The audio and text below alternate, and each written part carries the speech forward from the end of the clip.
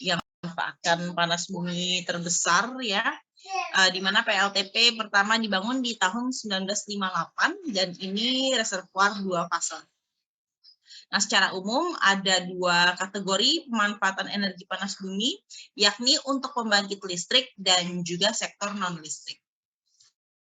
Baik, sekarang untuk pembangkit listrik. Nah, sebagai sumber daya untuk pembangkit listrik pada awalnya digunakan fluida panas bumi dengan temperatur yang tinggi di atas 225 derajat Celcius. Seiring perkembangan teknologi memungkinkan untuk menggunakan atau memanfaatkan dalam temperatur sedang, yakni 150 sampai 225 derajat Celcius. Nah, untuk faktor-faktornya ya, cadangan panas bumi itu memang cukup lama ya, 25 sampai 30 tahun. Lalu pH-nya mendekati netral agar laju korosifnya relatif rendah sehingga fasilitas produksi tidak cepat terkorosi dan kecenderungan fluida membentuk scale relatif rendah. Lalu reservoirnya tidak terlalu dalam, ya kedalaman reservoir kurang dari 3 km ya, tidak seperti sumur migas ya. Lalu lokasi sumber dayanya relatif tidak sulit dicapai, lalu terdapat di lokasi yang kemungkinan terjadi erupsi hidrotermalnya relatif rendah. Dengan diproduksikannya fluida panas bumi dapat meningkatkan kemungkinan terjadinya erupsi hidrotermal. Baik, ini jenis-jenis sistem pembangkit listrik fluida panas bumi, jenis-jenis PLTP. Fluida panas bumi yang telah dikeluarkan ke permukaan bumi mengandung energi panas yang akan dimanfaatkan untuk menghasilkan energi listrik. Nah, prinsip kerja dari PLTP, apabila fluida di kepala sumur berupa fase uap, maka uap tersebut dapat dialirkan langsung ke turbin. Nah, di sini sebagai highlight ya, untuk energi panas bumi itu kita mengharapkan outputnya itu steam ya, apalagi dry steam gitu, yang untuk menggerakkan turbinnya. Nah, turbin akan mengubah energi panas bumi menjadi energi gerak yang akan memutar dari diproduksikan ya, keluar outputnya steam habis itu menggerakkan turbin menggerakkan generator. Jadi secara singkat, pada prinsipnya PLTP menerapkan konversi energi fluida panas bumi untuk menjadi energi listrik. Jadi dari energi panas bumi jadi energi mekanik, terus ke energi listrik. Sedangkan apabila fluidanya 2 fasa, itu perlu dilakukan proses separasi. Ya, ada prosesnya di separator ya. Jadi sama juga seperti produksi migas.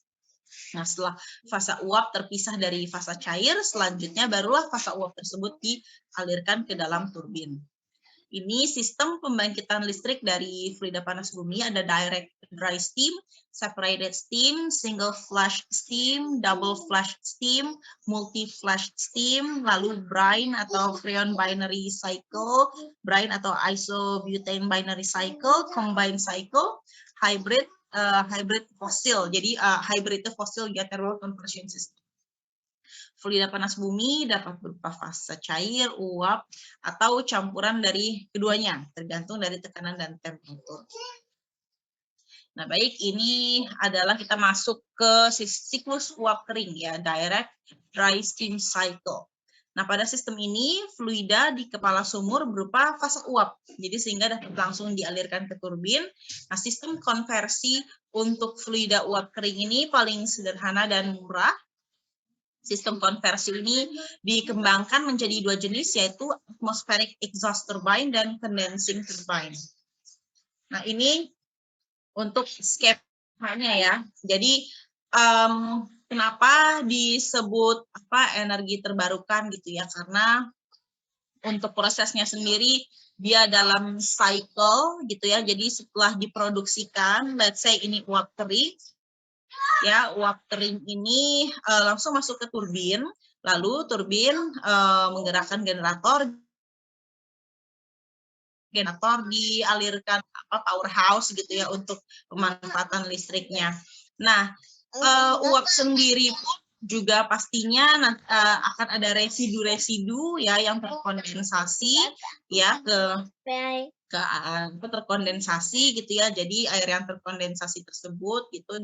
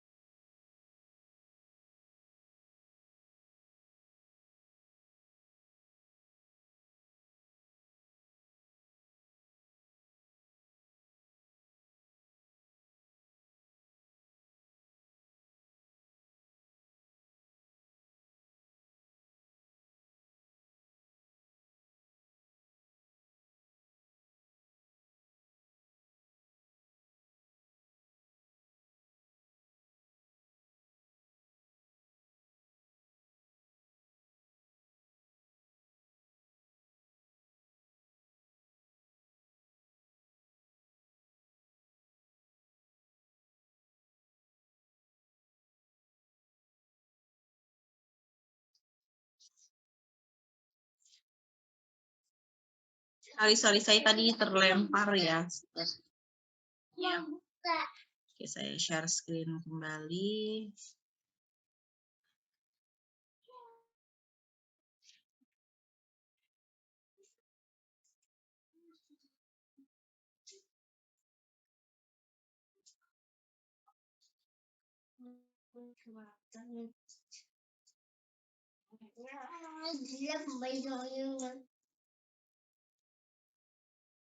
Hi, John here. Today we're going to Suaranya sudah terdengar? Suara videonya? Dengar, Kak. Sudah terdengar.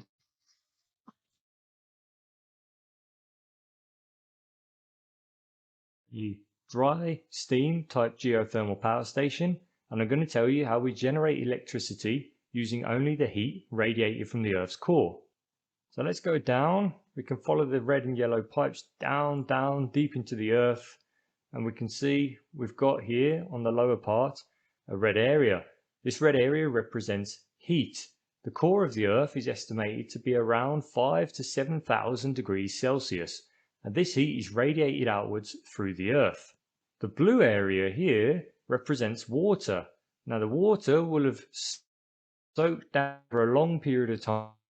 It will rock, and it will end up in an aquifer or a porous type of stone or in an underground reservoir.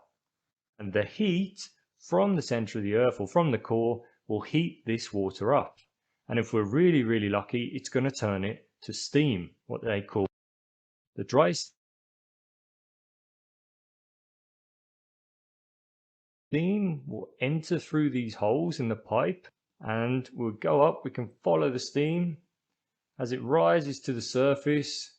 It might have to travel 1, 2 or 3 kilometers to get back up to the surface, and it comes through a valve and along this red pipeline here to a steam turbine.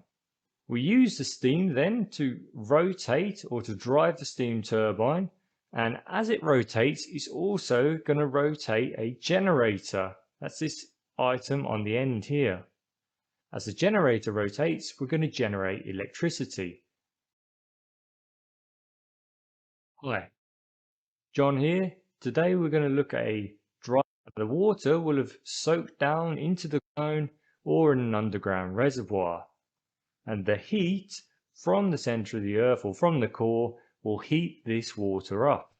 And if we're really lucky, it's going to turn it to steam, what they call dry steam. The dry steam will enter through these holes in the pipe and will go up. We can follow the steam as it rises to the surface. It might have to travel 1, 2 or 3 kilometers to get and it comes through a valve and along this red pipeline here to a steam turbine. We use the steam then to rotate or to drive the steam turbine, and as it rotates, it's also going to rotate a generator. That's this item on the end here. As the generator rotates, we're going to generate electricity. So when you think about it, that's kind of nice. We've used the heat from the earth, which we didn't have to pay for. It's heated up the water, it's created steam, and all we did was pipe it to the surface, connect it to a turbine, and now we're generating electricity. So it's a very cost-effective way of generating electricity once it's all set up, and it's also classed as a renewable form of energy. Now once the steam has done its work, what will happen is we'll need to condense it and we need to return it back into the ground. Some countries dump it into rivers or oceans, but most places will return the water back into the ground or back to the reservoir. So let's spin around. We can see here these yellow pipes come out of what's known as a condenser. And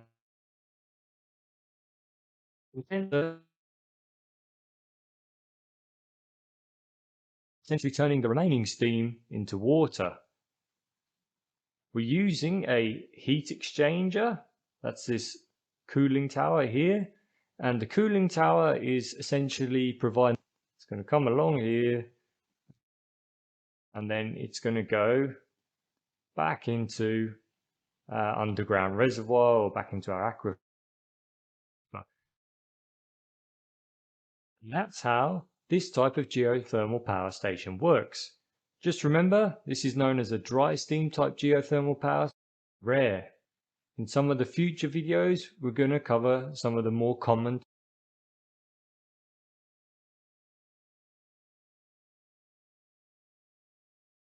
thermal power stations. Thanks very much for your time.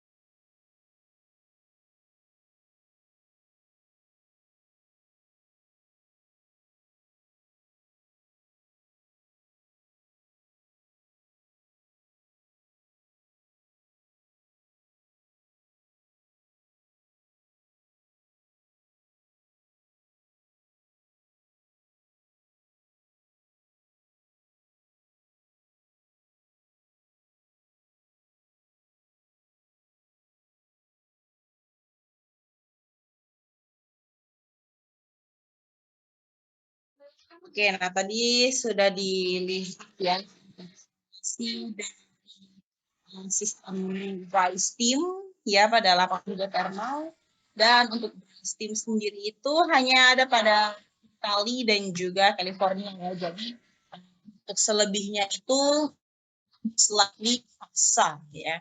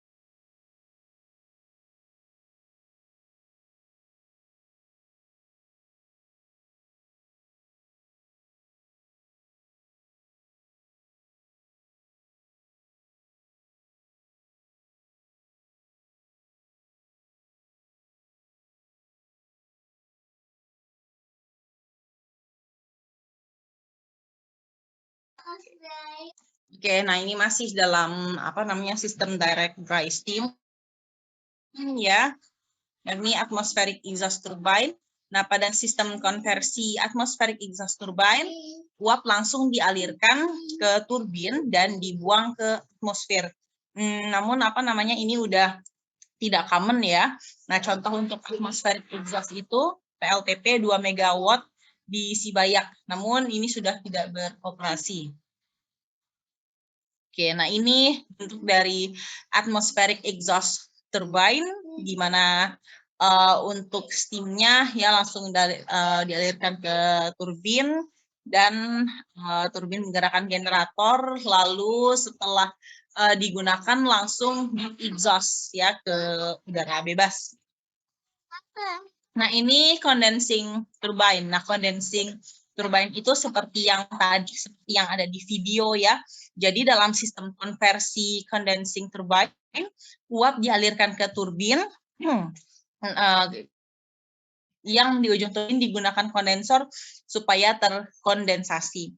Nah, dari kondensat dialirkan ke menara pendingin, kemudian sebagian dikembalikan ke kondenser, dan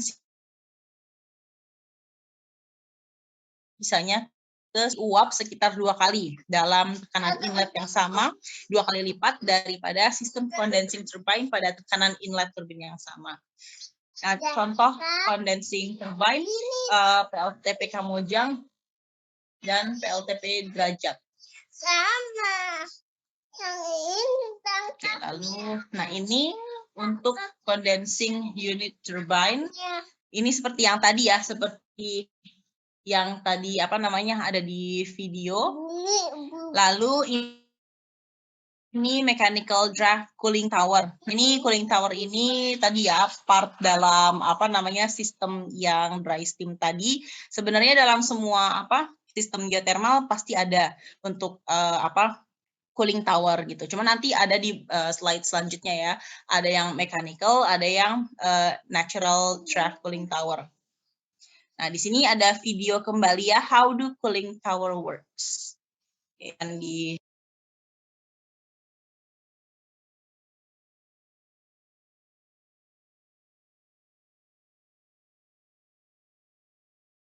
So let's get right in.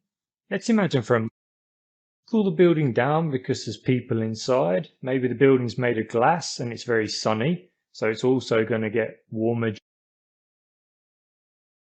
They've got computers or a server room, and that all of this heat within a building, we need to get rid of it. And we're going to get rid of it using a cooling tower. Now, normally you would use a refrigeration plant, often referred to as HVAC or a chiller. But just for simplicity's sake, let's imagine that we have a cooling tower with cooling water, and that's all we're going to use to cool the building down. So let's have a look. The water from the building connects to these two top pipes here. And the water being supplied to the building comes from these two lower pipes here. So what we want to do is supply the building with cold water, and we're going to get back warmer water, because remember, it's going to pick up some of that heat out of the building, it's going to carry the heat away, and then we need to get rid of that heat. And once we've got rid of the heat, we can send the cooler water back again to the building, and we'll continue this process in order that we can continually remove heat from the building. So let's follow that through a moment. We're going to be getting warmer water into these two pipes here. So let's just take a cross section. Okay, good. So the warmer water comes in through the pipe here, and it's going to be distributed through these items, the blue items, which we call spray nozzles. Let me just go in a moment. So you can see the spray nozzles there. The water is going to shoot out the hole. It's going to impact onto this disc here, and it's going to spread out into a sort of round circular pattern, and we're going to have a lot of sort of raindrops coming from this plate, or a raining type of effect. And if we look down now, we can actually see a dark item, and this is called the fill. And the water is going to land on the fill, and it's going to trickle down into the holes. And we can see there's some holes here, and the water is going to trickle down into those holes. So why are we doing that? Let me just zoom out for a moment. So let's just say, right, the water is spraying out of the nozzles into a spray pattern, loads of raindrops falling onto the fill, which is a heat exchanger. And then those raindrops are going to form a film of water, which means a thin layer of water all over the heat exchanger. So the cross-sectional area within that heat exchanger is very large, and there's a very good reason for this. What we're actually going to do in order to get rid of the heat that that water contains, we're going to draw air in from the bottom, or from the bottom of the cooling tower. So the air is going to come in these sort of grooves here, often called louvres, and it's going to come in there, and it's going to pass through, and the air is going to then rush up through the heat exchanger and all the way up and past the spray nozzles, past something called the drift eliminator, and out. Now the fan at the top here, that is what is causing this movement of air. The fan is going to be turning round and around, or perhaps the other way, and it's going to push the air through the cooling tower and out the top, or it's going to pull the air through the cooling tower and out the top. And we call this cooling tower an induced mechanical draft cooling tower. When we say induced, we mean that we're inducing a movement of air on the back side of the fan. So we're creating a negative pressure here within the cooling tower. The air is being drawn up through the bottom, through these grooves here, and it's passing up through the heat exchanger, through the nozzles, through the drift eliminator, and out the top. If we had the fan at the bottom of the cooling tower, let's just imagine that the fan was installed here on the entrance there, maybe a fan on the other side, and we were blowing air into the cooling tower, then we have a different effect. Then we have what's called forced draft. So forced draft means that you're forcing air across the heat exchanger in the cooling tower, and induced draft means that you're drawing air into the cooling tower across the heat exchanger and then you're expelling it outwards. So that's what's creating the movement of air. That's the fan itself. So we know the water is coming out the nozzles, it's trickling onto the heat exchanger. Because of the shape of the heat exchanger, we're spreading the water out over a very large cross-sectional area, and this means that that water is coming into contact with the air. There's no point us sending a pipe full of water, a 2-inch pipe full of water, down through the cooling tower. There's not much the air can do to cool it down. But by spreading it over such a large area, the air that comes into contact with the water is going to take away as much heat as possible in as short a space of time as possible. And that's exactly what we want. That's our cooling effect, or at least one of them. So the air comes out the heat exchanger. The air is now warmer. The water that's dripped through the heat exchanger then drops to the bottom, and this water is now cooler. So the air has cooled it down. The water then, because it's cooler and is lying in the basin here or the reservoir, can then exit. It will be sucked out by pumps through these 2 pipes here, and we'll use that cool water to cool down our building again. Now the air, as it's left the heat exchanger, let's just zoom out here, it's going to flow past the nozzles and it's going to go through this item here, which is called a drift eliminator. Has a bit of a funky name, sounds a bit like the Terminator. What it actually does is stop some of the water vapor leaving the cooling tower. Some of the water will have evaporated, and this water mist, if we allow it just to pass out the top of the fan, we're actually going to lose over time quite a lot of water. So we'll have a drift eliminator, which is this item here. The water mist is going to come out here, the water vapor, it's going to pass through here, and you can see it's not allowed to travel straight out. And what's going to happen is it's going to travel up here, it's going to impinge upon this area, this bend, because it can't change direction very quickly. And when it impinges on this area, it's going to condense, and then it's going to drip back down into the cooling tower. And this way we can reduce our water losses, because we don't want all the water flying up and out of the cooling tower. We want to reduce that as much as possible. So by having it impinge upon this black plate, this drift eliminator, we're going to save water, and that water is going to drop back down into the reservoir. So just remember, water is not free. It costs money. So any sort of water loss is going to actually be a financial loss, and that's not good. So we recoup as much water as we can, and we'll do that with the drift eliminator. I should also mention here that the cooling tower actually has two ways of cooling. The first is that the water sprays out the nozzle and lands on the heat exchanger.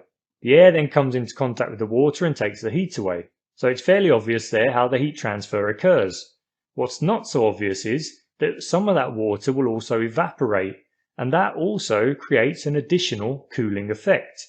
Now think about when you sweat. The reason you sweat is because your body wants to put water on your skin, and it wants to remove heat from your body because you're hot or you're warm, you're above average temperature.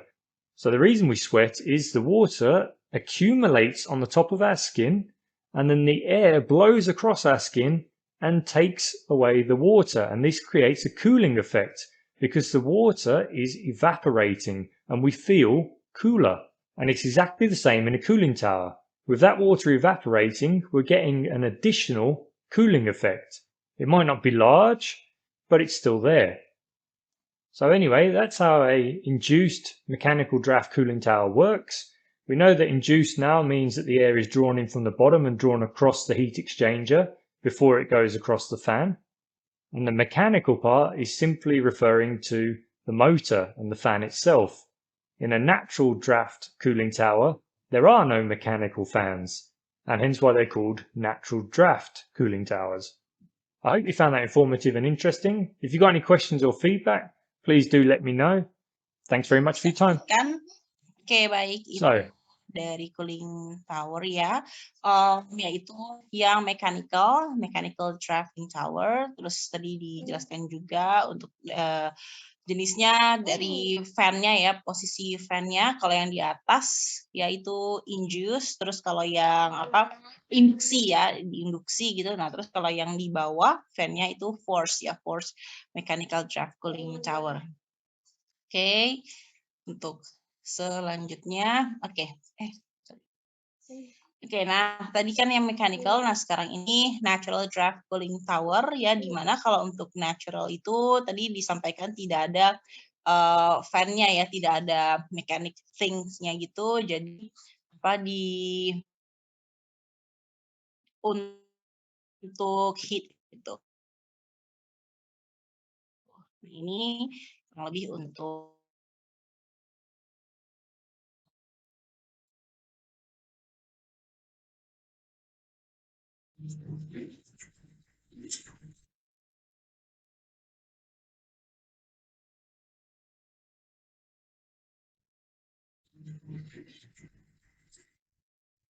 hi, welcome to the next video on natural draft cooling towers.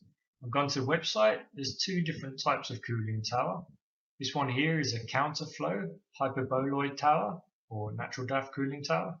And the one below that is a crossflow hyperboloid tower. Now what we're going to do is we're going to go to the full screen model now. And we're going to have a look exactly these towers are and how they function.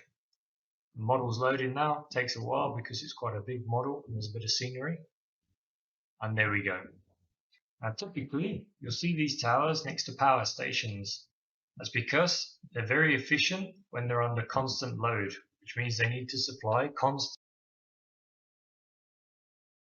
True, they're also used for coal-fired power stations. These towers before, and that's because they're quite colossal in size. They can be up to 200 meters high and 100 meters in diameter at the base. Normally they'll be constructed from reinforced concrete or steel, and although they're very efficient, they're also very costly.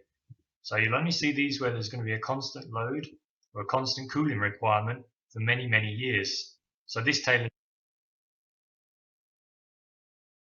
as well for the power industry, particularly nuclear power stations or coal-fired power plants, etc. It wouldn't be as good for other industries where the cooling requirement is not so high and 5 years later the plant might shut down. Towers such as this are required exhaust. Now normally for a power station you'll have steam exhaust passing into a condenser, Down the exhaust steam, and say it can be pumped back to the boiler where it will be heated up again, turned to steam and go to a turbine. The cooling water though, which cools down the steam, will return to the cooling tower and the heat will be taken away by air. Now this whole funnel shape, the whole tower is designed to induce air into the base and expel air at the top. This is called a stack effect. Hot air rises, and that's the whole principle behind the tower. The unique shape is there because it saves on materials when building, but it also accelerates the upward convection of hot air. So it's going to expel the air quicker. This raises the overall efficiency and also allows a much higher rate of cooling. We can see 3 pipes on this side. 2 of them are small and 1 of them is large. We'll just zoom in a little bit further here and get a look at the 2 ones that are a little bit smaller. This one here is a discharge pipe from the water basin. And what's happening here is the water is being sucked from the basin. There's a hole over here underneath the concrete, and it comes out of the pipe here. This will then connect to a pump house, and the pump house will pump the cooling water to the power station, specifically to the condenser. The second pipe here is the cooling water return. This pipe will be slightly warmer, and this is going to go inside to a sprinkler system, which we're going to have a look at in a minute. And if we go further up the tower, we can see here this large black pipe. Not all cooling towers will have this large black pipe, but it's actually for expelling flue gas. We're going to talk about that later as well. So let's go back. And we'll have a look at the cross section of a counterflow cooling tower. Again, this might take a couple of seconds to load up, but I'm sure it'll be worth it. So now you can see we've taken a cross section of the cooling tower, about a quarter of it's missing. And we can see that the black flue gas pipe here, this is coming from the boiler. So coal will be burnt, the exhaust gas will run into the pipe along here and then be expelled out of the center of the cooling tower. The reason for this is because expelling the flue gas out of the cooling tower actually saves a bit of money. You don't need to build a separate stack for the flue gas if you can expel it out of this cooling tower. So that's what they do, and also the flue gas is relatively warm. It will draw up through the tower, and then cooler air will also be drawn in to replace that which is displaced. The cooler air will be drawn in here at the base. We can see these grooves here.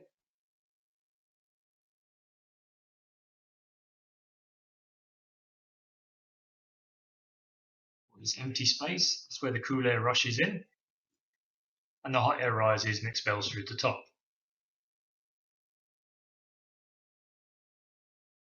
We keep going down. We can see the 2 pipes we talked about earlier. We can see the piping here, the suction here to one of the feed water pumps to the condenser, and then the discharge here coming back. So the water here from the water basin is relatively cool, or is cooler than the water coming back through this pipe, should I say. And it will draw down here, go to the condenser, come back slightly warmer, maybe 10 degrees, maybe more, who knows, depends on the system. Come back, and then it will be distributed to a sprinkler system or a nozzle system. Now what happens here, you can see all the nozzles, they're all laid out in a pattern. So the water will come down through the pipe, spray out of these nozzles, and a circular spray pattern is what falls then onto this part here. This part here is called fill. The fill itself is more or less a heat exchanger. The idea with the fill is that you can spread the water out over a larger surface area and more water will come into contact with air. This increases the efficiency and also increases the heat transfer rate. The water then comes out of the fill and will drop into a water basin, which is this area here, the whole grey area. It's the path that the warm water takes out here through the nozzle, sprayed onto the fill, through the fill. The air is rushing in the opposite direction, and then the air will get warmer, and then the air will rise. The water will just drip down back into the basin, and in order to reduce losses, we have here what's called a drift eliminator. The drift eliminator has a pretty strange shape. The idea is that you don't want to lose any cooling water. Now, a lot of cooling water, if you didn't have this drift eliminator, would drift more or less out of the cooling tower. But we don't want that to happen. We want to expel the heat as air, but we don't want to expel the heat with the water. We have to replace the water, and sometimes this can be quite expensive. So what we do, we have this weird shape here, and any water droplets that come out here, they'll impinge upon the drift eliminator, condense, and then drip back down into the water basin, so we can reduce our losses by quite a lot there. Normally, for a tower like this, your losses should be less than 1%, and this means that you don't need to take so much from your water source, which might be city water, unlikely, but it could also be a lake or a river, which is much more likely. If we go back up to the flue gas exhaust here, the main reason that you'll only see this on modern power stations is because you cannot normally just discharge flue gas here and out the cooling water tower. The reason is you'll get the exhaust gas mixing with the condensate or the plume, the water plume that comes out of the tower, and this creates a very corrosive environment. Now, you obviously don't want this, so you'll only ever see this installation or this kind of setup for a modern power station where they have some form of flue cleaning, particularly desulfurization, and then it's safe for the flue gas here to exit without the entire environment here becoming corrosive and the corrosive gases then eating away at the cooling tower. These gases will actually mix with the water droplets and cause something very similar to acid rain. So that's absolutely something that you do not want within this space. If we go back down now, the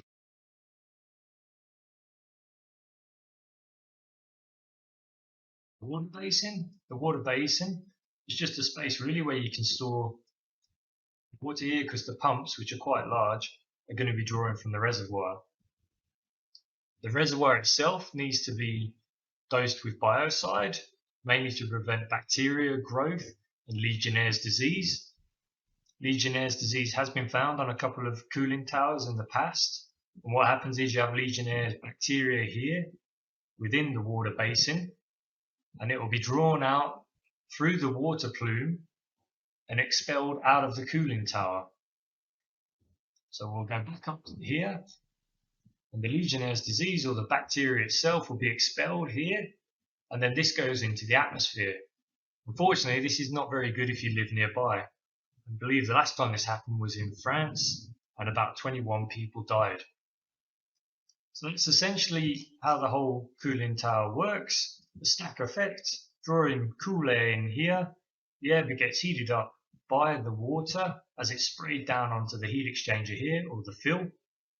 And then the hot air rises. This in turn also draws more cooler air in. And then the process continues and continues in order that the power station and the turbine can stay online. But unfortunately, it's not always that simple. These towers might be built in areas with sub-zero conditions. This essentially means that the water is going to freeze. There's too much water here to dose it with antifreeze or something similar.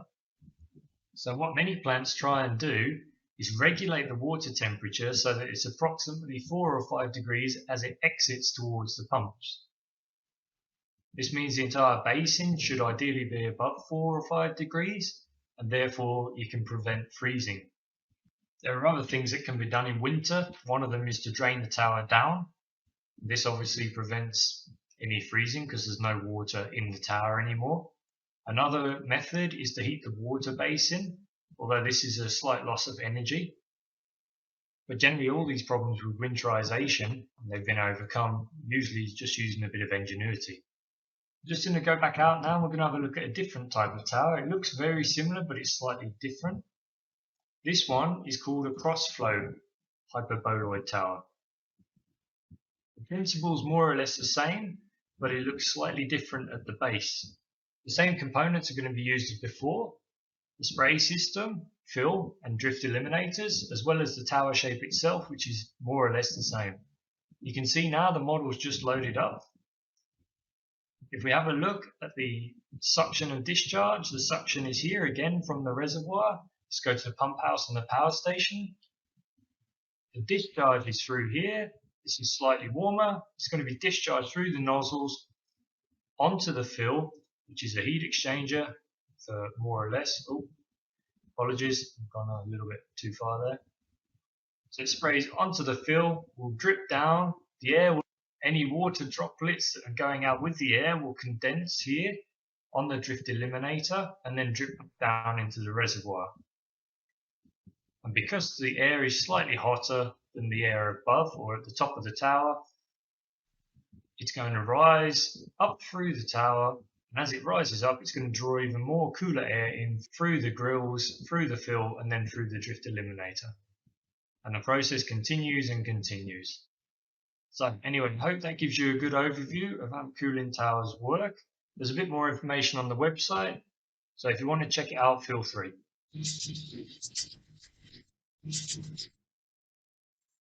Oke, baik. Itu tadi untuk natural draft cooling tower ya. Nah, sekarang kita masuk ke sistem dua fasa, ya, sistem hasil pemisahan atau separated steam system. Nah, sistem ini menggunakan fluida yang di kepala sumur merupakan fluida dua fasa atau dominan air. Nah, fasa fluida dan fasa uap dipisahkan menggunakan separator. Fasa uap dialirkan ke turbin dan cair ke sumur injeksi. Lalu fluida dari reservoir dua fasa bertemperatur 220 sampai dengan 230 derajat Celcius. Untuk contoh LTP-nya ada di lapangan Awi Bangkok, Gunung Salak. Nah, ini skema untuk diagram PLTP fluida dominasi air ya, atau water dominated. Nah, di sini kalau yang tadi kan yang dry steam tidak ada separator ya. Nah, ini ada separatornya untuk memisahkan fluida, untuk memisahkan fasa fluida dan juga fasa uap gitu, di mana untuk yang uapnya ya masuk ke turbin, ya generator dan prosesnya sama seperti tadi. Lalu untuk yang fasa cairnya itu dikembalikan ke sumur injeksi. Seperti itu. Pun juga untuk yang uapnya dari turbin, generator, terus habis itu uap yang terpakai dialirkan ke kondenser ya, agar kondensasi itu, terus habis itu ada yang dialirkan ke menara pendingin gitu ya, dari menara pendingin ada yang dialirkan kembali ke kondenser ya untuk membantu proses kondensasi, dan ada yang direinjeksikan kembali. Lalu siklus uap hasil penguapan atau single flush steam. Nah, di sini fluida di kepala sumur dalam kondisi air jenuh saturated fluid. Fluida dialirkan ke flasher atau penguap. Banyaknya uap tergantung tekanan flasher. Uap kemudian dialirkan ke turbin. Nah, ini skema diagram PLTP dengan siklus single flush steam ya. Nah, ini dari sumber produksi, lalu habis itu fluidanya masuk ke dalam flasher ya. Di sini water tadi ya diuapkan gitu, tergantung dari tekanan flashernya, terus uapnya dialirkan ke turbin. Nah, terus ini untuk waternya kembali ke sumur injeksi. Lalu ini siklus uap hasil penguapan dan pemisahan double flash steam. Nah, di sini kalau tadi kan hanya flasher aja sama separator aja. Nah, ini digunakan separator juga, flasher juga. Gitu. Jadi agar yang itu benar-benar dry gitu ya. Nah, pada sistem ini digunakan dua pemisahan fluida, yaitu separator dan flasher dengan menggunakan dua turbin, high pressure dan low pressure yang disusun secara tandem. Contoh PLTP-nya di Hacho Baru Jepang dan juga Kraftwa di Iceland. Nah, ini skema untuk double flash steam ya. Jadi dari sumur produksi itu dialirkan dulu ke separator. Nah, dari separator ini kan udah terpisah ya untuk uap sama airnya, di mana untuk yang dari separator, uap dari separator itu masuk ke high pressure. Nah, terus yang airnya untuk yang waternya itu masuk ke flasher gitu. Jadi setelah di separate ya, yang waternya ini masuk ke flasher, terus habis itu diuapkan. Nah, hasil uapnya itu masuk ke yang low pressure. Nah, terus air yang masih residu airnya itu baru dikembalikan ke reinjection. Pun juga untuk yang belakangnya dari setelah menggerakkan turbin gitu ya, sama seperti yang tadi juga kondensor, terus habis itu cooling tower. Dari cooling tower ada yang dikembalikan ke kondensor, ada yang dikembalikan ke reinjection. Nah, ini untuk flash ya.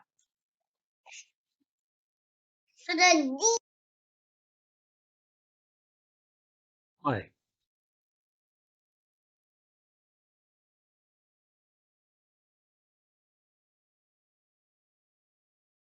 John here. Today we're going to look at a geothermal power plant, and we're going to see how we can make electricity using the heat from the Earth's core. So let's go down. We can go down here, and you can see we've drilled two pipelines. One of them is red and one of them is orange. The red one represents the hot pipeline. This is our production line, and the orange one, which we'll call the injection line, because we're injecting back into the Earth. What we have here is a blue shaded area. This is what we call a water dominated reservoir, and we're going to have a lot of hot water and steam in this space. You can see slightly below that this red area, and that represents the heat that we're getting from the Earth, and this is radiated outwards into the rock. You can see that we've actually drilled down quite deeply. Typically, geothermal plants drill down to 2 or 3 kilometers in depth to reach a resource, like the one here, shaded blue. But this really depends how far away you are from the tectonic plates. If you're away from the tectonic plates, or if you're quite far away, when you drill down through this layer known as the lithosphere, you'll get a temperature increase of about 25 to 30 degrees Celsius per kilometer depth. So let's just zoom back in now. We can see that we're getting hot water and steam through this red pipeline here. And that's going to come out through a valve on top. This is known as our production well and our production head. And this hot water and steam is then going to enter into 4 pressure vessels. 1, 2, 3, 4. What we're going to do here is drop the pressure so that some of that hot water turns to steam. Whenever you drop the pressure, it's always easier for water to turn to steam, and this process is known as flashing. So once we've got more steam from the hot water, we're going to take the steam out the top and we're going to feed it to a turbine, and we'll call that the high pressure steam.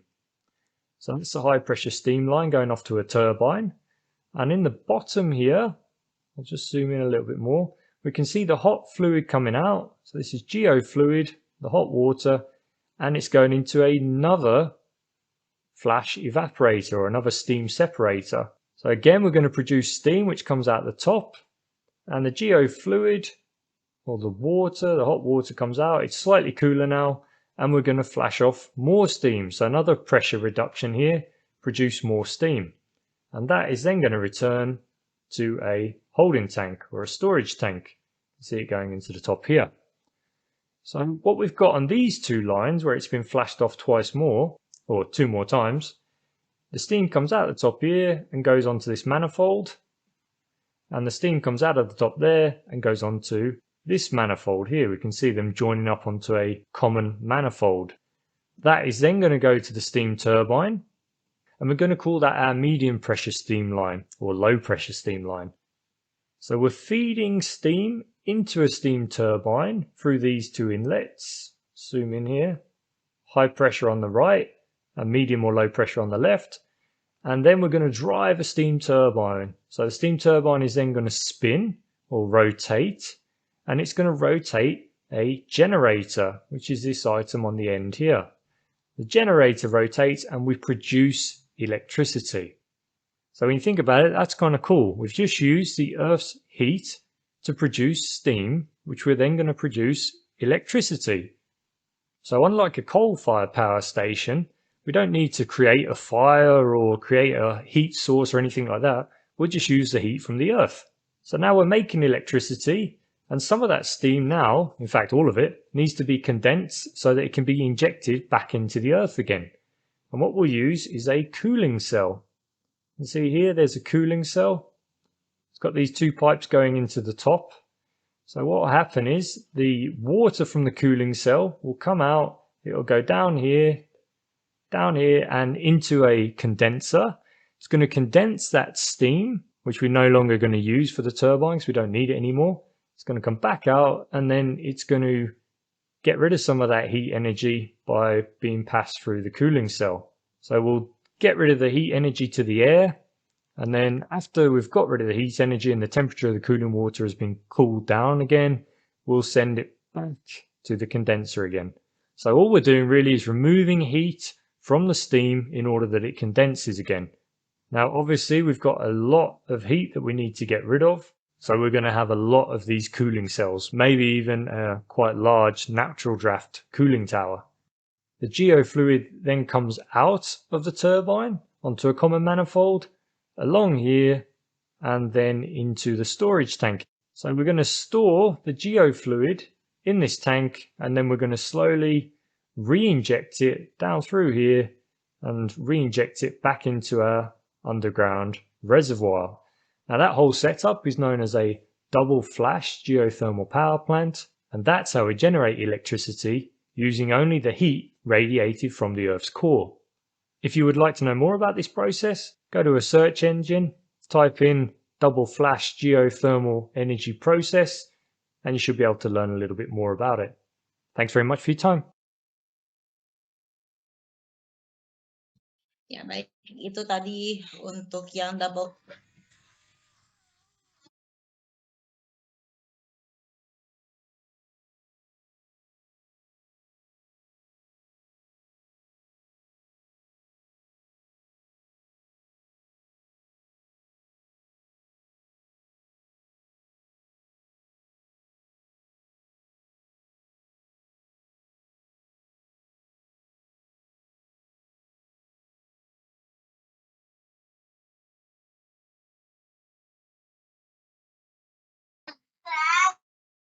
Ya, baik. Ini siklus uap hasil pemisahan dan penguapan dengan turbin terpisah, flushing multi-flash steam.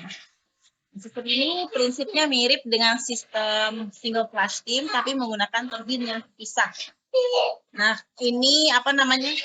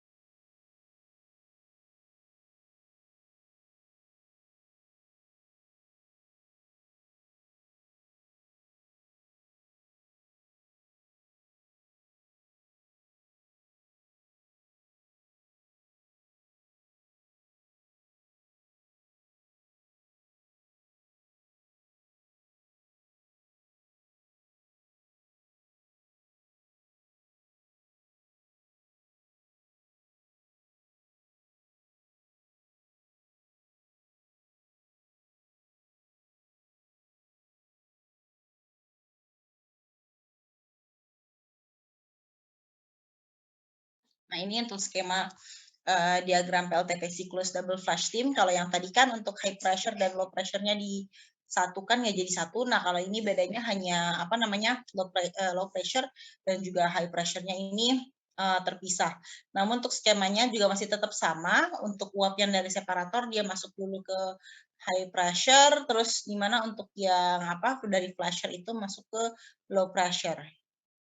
Lalu ini sistem siklus biner atau binary cycle. Nah, sistem ini menggunakan fluida panas bumi temperatur sedang 100 sampai 200 derajat Celcius untuk memanaskan fluida sekunder yang mempunyai titik didih rendah. Uap fluida sekunder kemudian dialirkan ke turbin. Nah, di sini digunakan penukar kalor atau heat exchanger. Nah, contoh lapangan yang menggunakan PLTP jenis ini adalah di lapangan Otate, Jepang. Oke, ini untuk skema PLTP binary cycle. Ini steam exchanger-nya di sini ya, dipasang ke sini. Ini untuk video penjelasan dari video.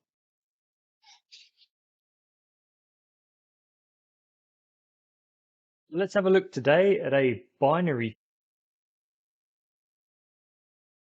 type geothermal power station. Let's start where the process starts, and that's at the bottom or deep into the earth. We can see the red area here. This signifies heat. The Earth's core is around 5 to 7,000 degrees Celsius, and that heat from the core is radiated outwards. When we get to this point here, it's going to be several hundred degrees Celsius. And above that, if we have a porous or a semi-permeable aquifer, we're going to be able to store some water. So the water is going to be stored in the aquifer, and the water is going to be heated up by this heat being radiated outwards from the core. Now, some of it might turn to steam and some of it will stay as liquid. We actually call this a water-dominated reservoir. But let's just imagine for a moment it's entirely water-based or water-filled, because about 90% of all geothermal resources use water-dominated reservoirs. And let's imagine that water is then going to enter through this red pipe here, and it's going to go up this red pipe, which we're going to call our production pipe or our production line, and it's going to end up at this valve here. The valve that I'm indicating now is called the production well head. Now the fluid, the geofluid or the hot water, comes out and it goes into a heat exchanger. That's this large grey item you're seeing in the middle of the screen now. Now the heat exchanger is going to exchange the heat with a working fluid. So let's just finish up with our geofluid first. So the hot water comes in along here into the heat exchanger, and then it comes out of the orange pipe here and goes back in. This valve here is called the injection head valve, and we're going to go down now, and you can see the injection pipe, the orange one, goes all the way down and it goes back into our water dominated reservoir. Okay, so that's more or less all that the geofluid does. It comes up as a very hot fluid in the red pipe and it goes back down into the water reservoir at a slightly lower temperature. But it exchanges the heat in the heat exchanger here.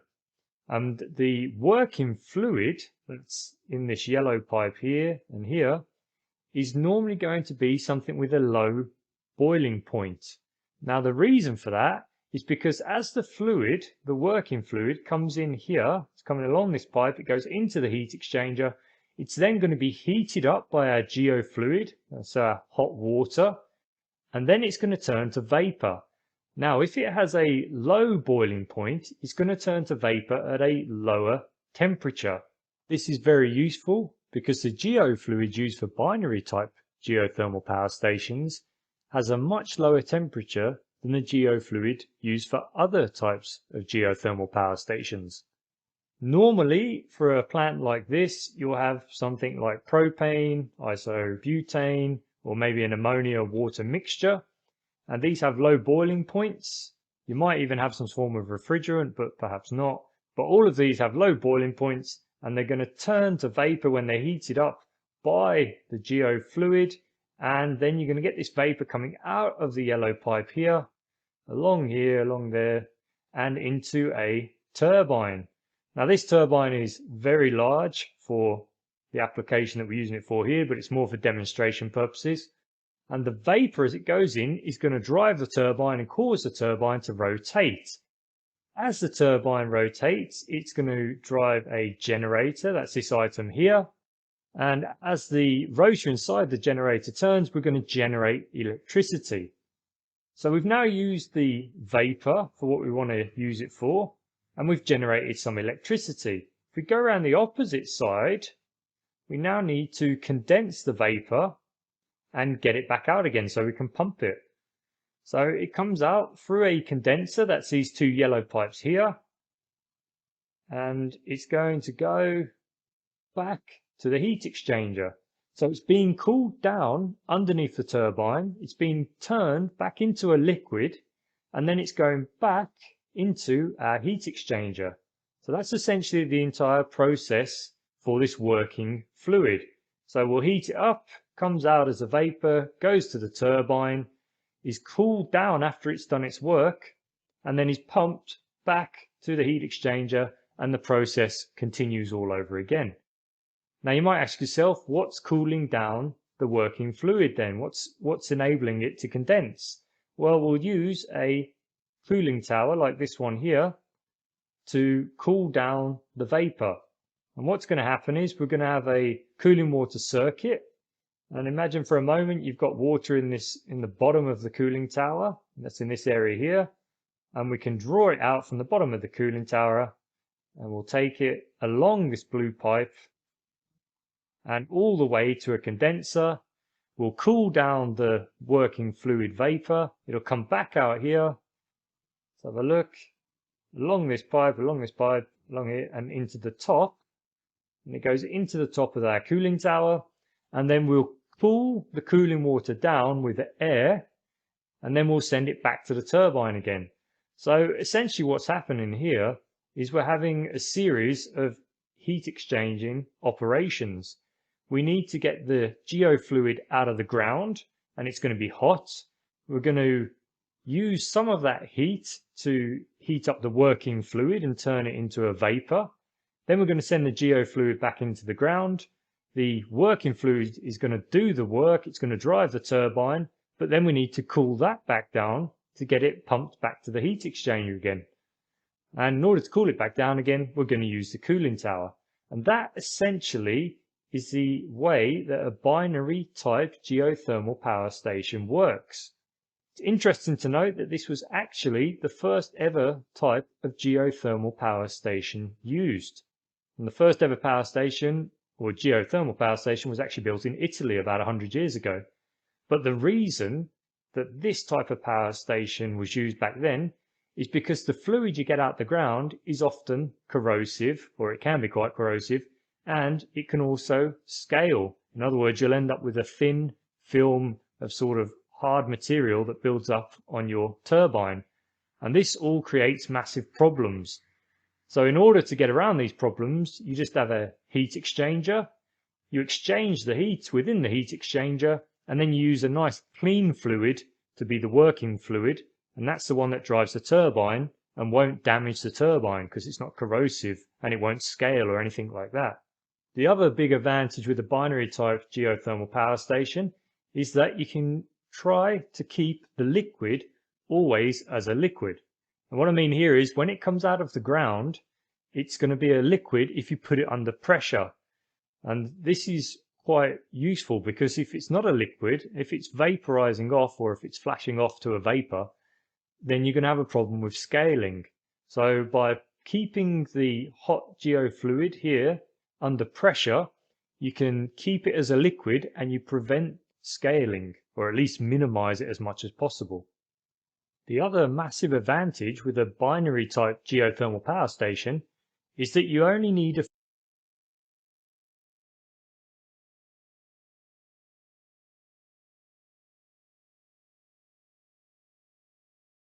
Let's have a look today at a binary type geothermal. What I mean here is when it comes out of the ground, it's going to be a liquid if you put it under pressure. And this is quite useful because if it's not a liquid, if it's vaporizing off or if it's flashing off to a vapor, then you're going to have a problem with scaling. So by keeping the hot geofluid here under pressure, you can keep it as a liquid and you prevent scaling, or at least minimize it as much as possible.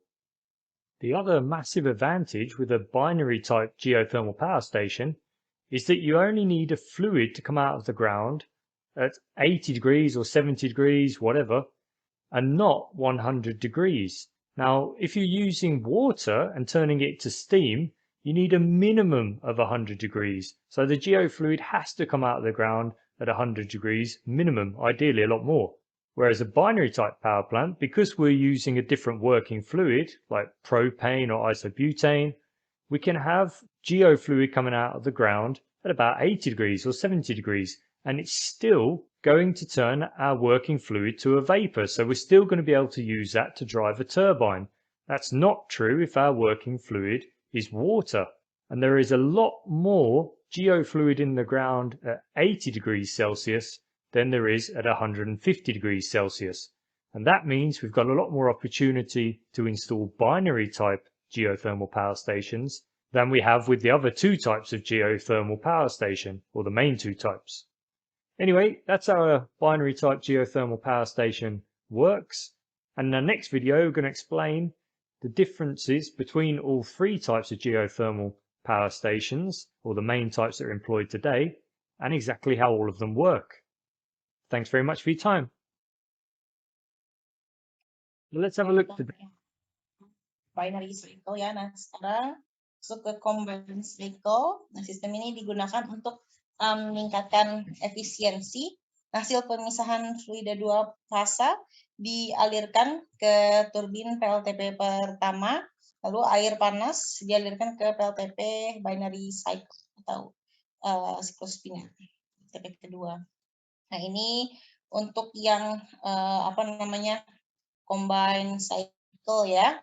Jadi ini dari sini, terus habis itu ada separatornya ya, terus habis itu masuk ke cycle binary cycle ya, lalu untuk hasilnya menggerakkan turbin, generator, dan kembali seperti yang tadi kondenser ya, dan reinjection. Lalu wellhead generating unit, sesuai dengan namanya, unit PLTP ini ditempatkan di dekat kepala sumur atau wellhead. Lalu wellhead generating unit ini ada dua jenis, back pressure turbine atau atmospheric exhaust, dan condensing turbine menggunakan kondenser. Lalu alasan penggunaan wellhead generating unit ini lebih cepat dioperasikan hanya perlu waktu 1 sampai 2 bulan, lalu dapat digunakan untuk sumur dengan kapasitas kecil karena lebih cepat dioperasikan, pengembalian investasi lebih cepat dibandingkan PLTP konvensional, kemungkinan untuk digunakan di lokasi dengan topografi yang rumit.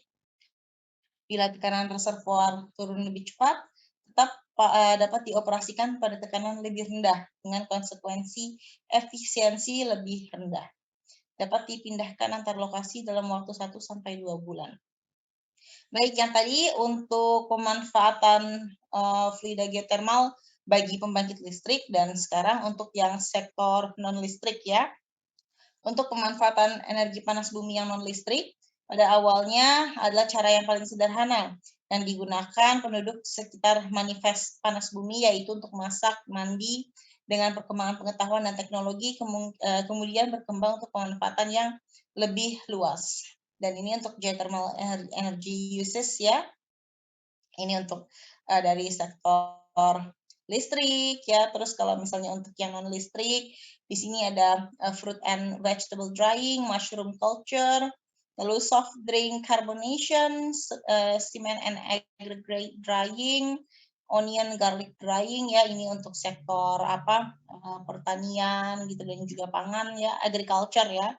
Lalu food processing, lalu snow melting atau de-icing, pulp and paper processing, aquaculture ya, lumber drying, concrete block curing, bathing ya, atau sumber air panas, lalu refrigeration and ice making, fabric dyeing, greenhousing, soil sterilization, lalu juga bisa untuk building, heating and cooling, water heating, soil warming, ethanol, biofuels production, beet sugar evaporation, pulp drying, blanching, cooking, pasteurization, biogas proses, dan lain-lain. Oke, ini untuk yang sektor non-listrik juga. Ini beberapa skema pemanasan berdasarkan kegunaannya. Nah, ini skema proses pemanasan air oleh fluida panas bumi dengan penukar kalor atau heat exchanger ya. Ini jadi air dingin dari pump, dia masuk pompa, terus masuk ke dalam heat exchanger ya. Air panas ini yang di distribute seperti itu. Lalu habis itu pun bercycle juga ya, masuk ke sumur injeksi. Lalu ini dengan heat exchanger ya, dalam ini U-tube heat exchanger ya, karena bentuknya seperti huruf U. Lalu ini skema pemanasan rumah kaca, greenhouse heating. Lalu untuk soil heating. Lalu pemanfaatan sistem rumah kaca, negara-negara yang memanfaatkan sistem rumah kaca ada Iceland ya, untuk membantu pertumbuhan sayur, buah-buahan dan bunga karena temperatur setempat berkisar 10 sampai 12 derajat Celcius, pada musim dingin minus 10 derajat Celcius ya, dan sampai 1980 sudah dibangun 110.000 meter square rumah kaca. Lalu di Uni Soviet, Hungaria, New Zealand, Jepang, USA, Italia, dan lain-lain. Lalu untuk pemanfaatan soil heating dimanfaatkan di Turki dan USA. Lalu di Oregon, USA, selain meningkatkan kualitas produksi hasil panen jagung, meningkat 45%, 50%, kacang kedelai 60%. Lalu juga digunakan untuk lumber drying ya, atau pengeringan kayu di Kawerau, New Zealand. Ini skema sistem pendinginan udara pun juga bisa dengan memanfaatkan fluida panas bumi. Ya, kalau misalnya untuk skema pendinginan ini tentunya ada tambahan gas ini ya, aditif yang lain ya, seperti freon gitu ya, sama seperti air conditioner. Lalu skema sistem pengeringan di Filipina. Nah, ini juga penggunaan untuk skema sistem tambak udang. Baik, itu untuk materi dari pemanfaatan fluida geotermal dalam listrik ya, maupun juga non listrik. Nah, itu untuk yang minggu lalu. Sekarang kita mungkin langsung aja masuk untuk yang minggu ini ya, karena memang kita sum up gitu, jadi ini ya agak sedikit, kita cepat aja sebentar untuk